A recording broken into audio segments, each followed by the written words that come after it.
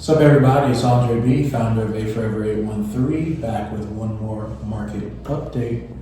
It's Christmas week. I hope you all had a wonderful Christmas. It was the week of December 28th, 2025. And, the Santa rally will be coming up. We're going to go ahead and jump right into it. So, number one, we had all major indexes post solid weekly gains, right? So, the S&P 500 had a 1.4% increase for the week. Dow Jones, 1.2% increase for the week. The NASDAQ, a 1.2% increase for the week as well. And the S&P 500 finally hit the all-time high. A fresh intraday record, right? But it pulled back slightly. We passed that resistance at 689 and we finally hit 691.59.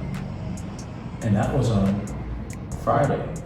So on December 26th, the day after the market opened, for Christmas, we had enough catalyst to push us over that resistance. So that's pretty cool. Precious metals had a very, very nice run. They almost went parabolic. Silver, gold, right?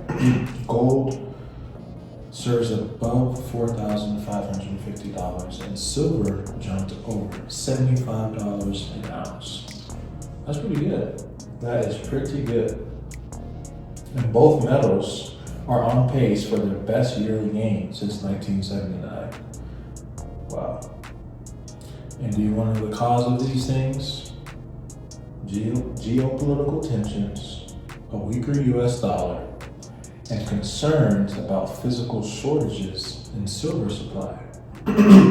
So if you guys are holding silver or precious metals, good for you. Or if you don't have it physically, it's even cool to just have it virtually, in a stock. It's pretty cool. This is a big one here. NVIDIA last week made headlines with a massive AI deal. The stock rose after announcing a $20 billion licensing agreement with AI chip startup GROQ. I'm not sure how to pronounce that, so that's why I just spelled it. So this is NVIDIA's largest deal ever, and it signals continued dominance in AI infrastructure, a push to secure long-term leadership in inference technology. Wow. The tech side cooled off a bit, slightly, but the market brought it,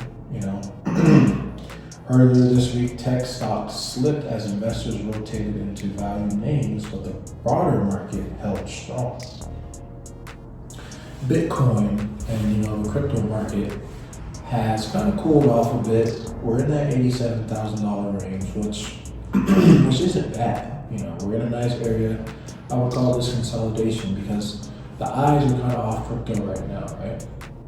There was a lot of eyes on it for a bit, and now it's shifting to other things. So oil also dipped. Here in Colorado, I kid you not, I got some gas, $1.81 a gallon. Yeah. But crude oil fell 2.1% to around $56.90 per barrel. That's amazing. But this isn't the last week of the year, but so far this year has been very, very strong. Everything is basically up. All the major indexes are up. But we'll have that final year weekly review next week.